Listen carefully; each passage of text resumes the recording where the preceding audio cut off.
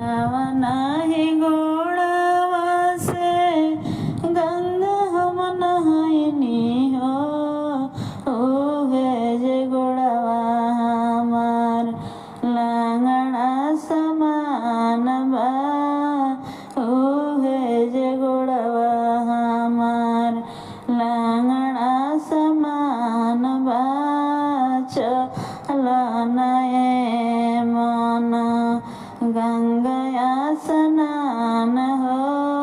चलन ए मनवा गंगा स्नान हो। जावना ही हाथवा से पूजा हम कइनी हो।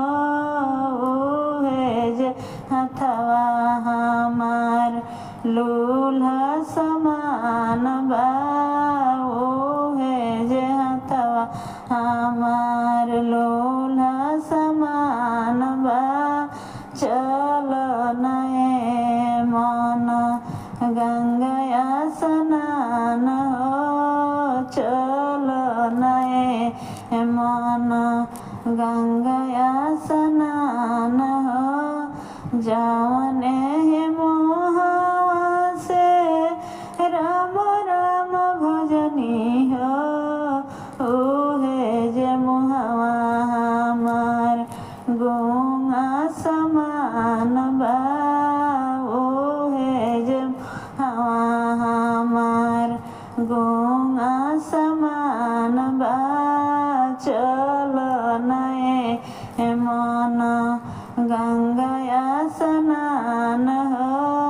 चलन ए मन गंगा स्नान हो। जावने आँखिया से राम दर्शन कइनी हो। ओहे जे खिया हमार आन्हरा समान बा। ओहे जे अखिया हमार आन्हरा समान बा। चलन ए मन गंगा